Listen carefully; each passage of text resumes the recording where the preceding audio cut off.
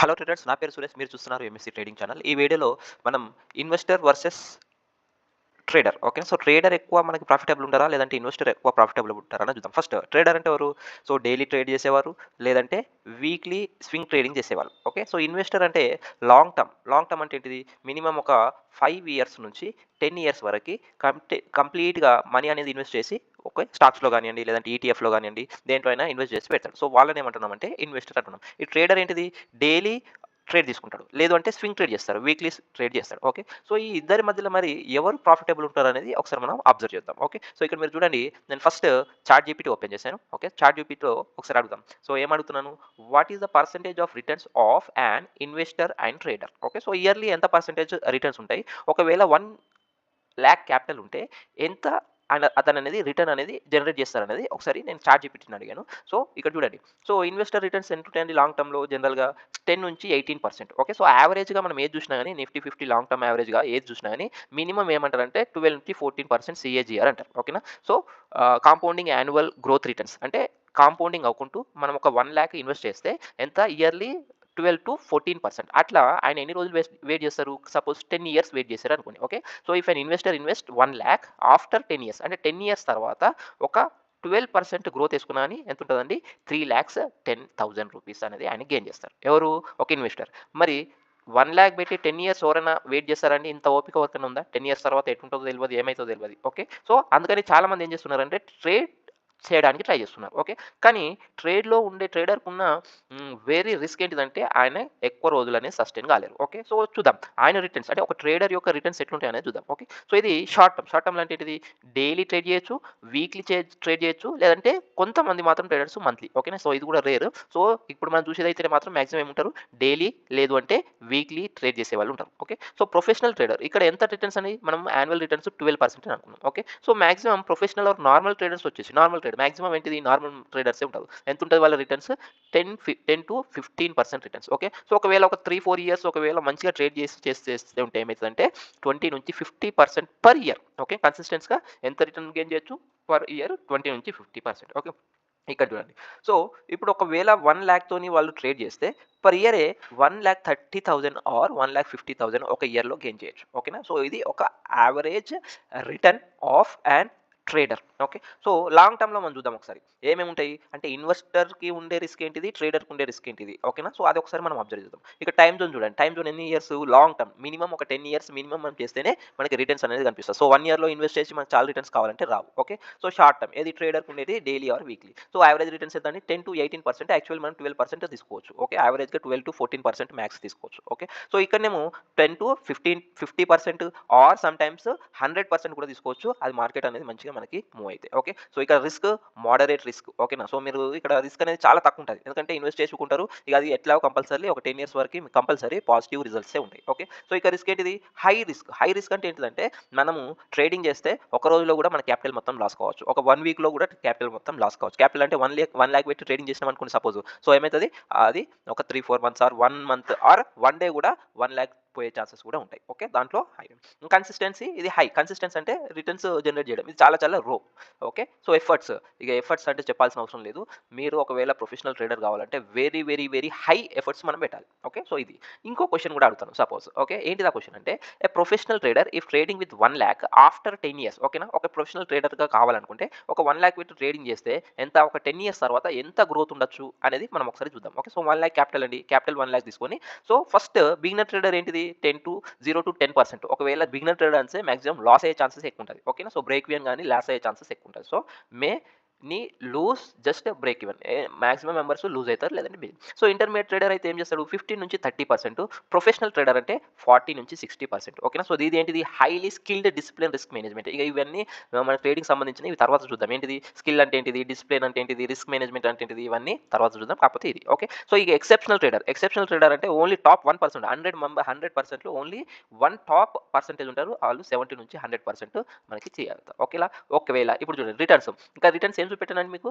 12% returns అయితే ఒక 10 ఇయర్స్‌కి 3,10,000 అయితది. ఓకే. సో ఇక్కడ చూడండి అదే ఒకవేళ మీరు మంచి ప్రొఫెషనల్ ట్రేడర్ అయితే 20% రిటర్న్ తీసుకున్నా గాని ఆఫ్టర్ 10 ఇయర్స్ మీ వాల్యూ ఎంత ఉంటదో తెలుసా? 6,19,000. ఓకేనా. ఓన్లీ ఎంత? Annual returns 20%. ఇది కాంపౌండింగ్ ఇది కూడా. ఒకవేళ మనకి ఇయర్లీ ఏమైతదంటే ట్రేడింగ్ చేస్తా ఉన్న కొద్దీ అలా ఏంటిది ప్రొఫెషనల్‌గా మారిపోతాం. ప్రొఫెషనల్‌గా మారిపోతే ఒకవేళ మీరు 50, 60% ఏసుకున్న జస్ట్ 40% ఏసుకోండి. ఓకేనా. జస్ట్ ఎంత పర్సెంటేజ్ 40% అయితే 20 లైక్ 28,92,000 రిటర్న్స్ ఇయర్స్. ఓకేనా. సో 25 లాక్స్ అనుకోండి. అంటే ఒక 1 లాక్ మనం పెట్టి ఒక 10 ఇయర్స్ కంటిన్యూయస్‌గా ట్రేడ్ చేస్తే ఎంత సాధించొచ్చండి మనం? 28,92,000 చేయొచ్చు. ఓకేనా. సో కాకపోతే దీంట్లో ఉండే రిస్క్ ఏంటిది? సో యావరేజ్‌గా మనకి ఇంపార్టెంట్ నోట్స్ ఏంటిది అదంటే ఇక్కడ ఇంపార్టెంట్ పాయింట్స్ ఉన్నాయి చూడండి. This assume consistent compounding. Okay. Compounding దీంట్లో మనకి చూడొచ్చు. Okay. So average professional trader might turn 1 lakh into 30-60 lakhs if కంటిన్యూయస్‌గా 10 ఇయర్స్ అనేది ట్రేడ్ చేస్తే. ఓకేనా. సో టాప్ పర్ఫార్మెన్స్ ఉంటే 1 లాక్‌ని మనం ఏం చేయొచ్చు 1 క్రోర్ కూడా చేయొచ్చు. 1 క్రోర్ ప్లస్ కూడా చేయొచ్చు. ఓకేనా. సో మీరు ఒకవేళ ప్రొఫెషనల్ ట్రేడర్.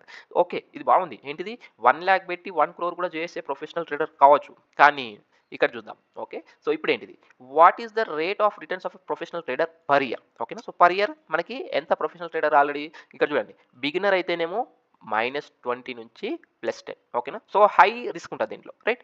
ఇక్కడ ఇక్కడ మేము ఆల్రెడీ మనం చెప్పాము 30% యాన్యువల్ రిటర్న్స్ ఏమో 1,30,000 ఇవన్నీ చూసినాం. ఓకే. ఇక్కడ చూడండి. ఇప్పుడు ఇంకో క్వశ్చన్ అడుగుతారు. ఏంటిదంటే how many years it takes to become a professional trader. అంటే ఒక ప్రొఫెషనల్ ట్రేడర్ కావాలంటే ఫస్ట్ మనం చేయాల్సిన ఎఫర్ట్స్ ఏంటివి. ఓకేనా. ఎన్ని సంవత్సరాలు పడుతుంది ఫస్ట్ ప్రొఫెషనల్. ఓకే. మనం చెప్పాము ఏంటిది ప్రొఫెషనల్ ట్రేడర్ అంటే ఒక 1 లాక్. ఓకే. సో 1 లాక్ నుంచి 1 క్రోర్ కూడా ఆయనే సంపాదించవచ్చు. ఎవరు ప్రొఫెషనల్. మరి ప్రొఫెషనల్ ట్రేడర్ కావాలంటే ఏం కావాలి మనకి? ఏమేం చేయాలి? So become a professional trader is not an overnight process. అంటే ఒక ఓవర్ నైట్‌లో అది మనం సాధించలేం. It is a skill combined with ఏమేమి ఉండాలి దానికి? టెక్నికల్ నాలెడ్జ్ ఉండాలి, ఎమోషనల్ కంట్రోల్ ఉండాలి, ఎక్స్‌పీరియన్స్ ఉండాలి, డిసిప్లిన్ ఉండాలి. ఇవన్నీ ఉంటేనే మనకి ప్రొఫెషనల్ ట్రేడర్ అనేది కావచ్చు. ఓకేనా. సో మీరు చూస్తే ఎంత బాగుంది. 1 లాక్ నుంచి 1 క్రోర్ చేయొచ్చు. ఓకే. ఎవరు? Only professional trader. కానీ ప్రొఫెషనల్ ట్రేడర్ కావాల్సినవి ఈ కంపల్సరీ ఈ లక్షణాలు ఉండాలి. ఓకే. సో ఈ లక్షణాలు ఉంటే అప్పుడు ప్రొఫెషనల్ ట్రేడర్ అని అవుతారు. సరే చూద్దాం ఇక్కడ. ఏంటిది ప్రొఫెషనల్ ట్రేడర్ కావాలంటే ఒక ఎన్ని సంవత్సరాలు పట్టొచ్చు?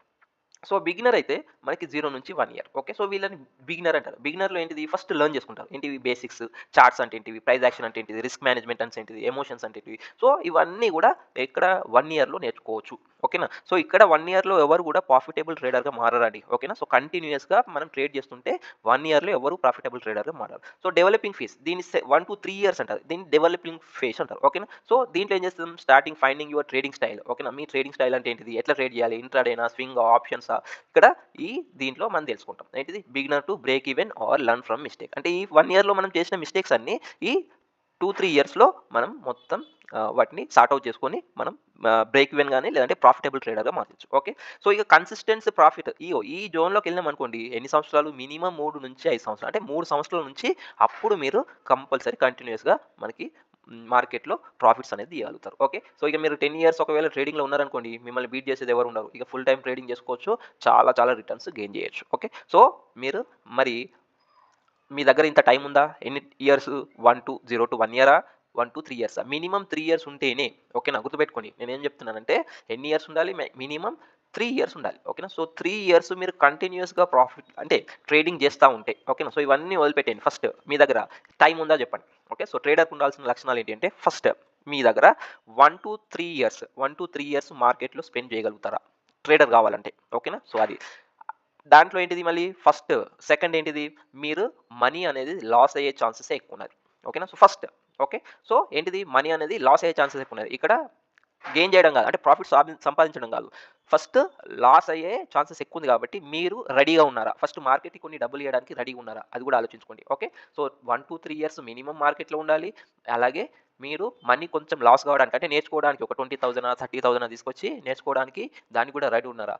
ఓకే. సో స్కిల్ డెవలప్ చేసుకోవాలి. థర్డ్ ఏంటిది స్కిల్ డెవలప్ చేసుకోవాలి. ఓకే. సో 1-3 ఇయర్స్ ఉండాలి. సో మనీ లాస్ చేసుకోగలగాలి. సో స్కిల్ అంటే ఇంత పేషెన్స్‌తోని 1-3 ఇయర్స్ కంప్లీట్‌గా ఉంటే అప్పుడు మీరు ప్రొఫెషనల్ ట్రేడర్‌గా మారొచ్చు. అప్పుడు ఏంటిది మీరు అనుకుంటే 1 లాక్‌ని 1 క్రోర్ కాదు 10 క్రోర్స్ అయినా చేయొచ్చు. ఓకే. సో అంత స్కిల్ మీరు డెవలప్ చేసుకోవాలి. మరి అది చేయగలుగుతారా? సో ఇన్వెస్టర్ అయితే ఏంటిదండి జస్ట్ ఏదైనా ఒక ఈటీఎఫ్ కానియండి. ఓకే. సో నిఫ్టీ 50 కూడా కావచ్చు. ఈటీఎఫ్ కావచ్చు లేదంటే నిఫ్టీ 50 కావచ్చు. దేంట్లో అయినా మీ దగ్గర ఉన్న కొంత మనీని ఇన్వెస్ట్ చేసుకుంటూ మెల్లిగా మన పని మనం చేసుకోవచ్చు. దీనికి ఎట్లాంటి స్కిల్ అవసరం లేదు. ఓకే. జస్ట్ ఏదైనా మంచి స్టాక్ తీసుకోవచ్చు. ఎస్బీఐ కానివ్వండి లేదంటే బ్యాంకింగ్ సెక్టర్ కానివ్వండి లేదంటే దేంట్లో అయినా మంచి స్టాక్స్ అయినా సరే ఈటీఎఫ్స్ అయినా సరే దీంట్లో మీరు ఇన్వెస్ట్ చేసినారనుకోండి.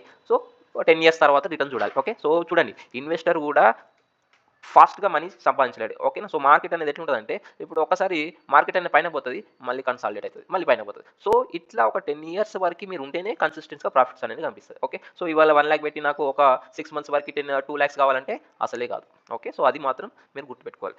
ఇది ట్రేడర్ వర్సెస్ ఇన్వెస్టర్. మరి మీరు ఏ జోన్‌లో ఉన్నారు? మీరు ట్రేడింగ్ జోన్‌లో ఉన్నారా? లేదంటే ఇన్వెస్టింగ్ జోన్‌లో ఉన్నారా? సో, కంపల్సరీ అర్థం చేసుకొని ఇప్పుడు మీరు మనీ మేనేజ్‌మెంట్ చేసుకోండి. ఓకే.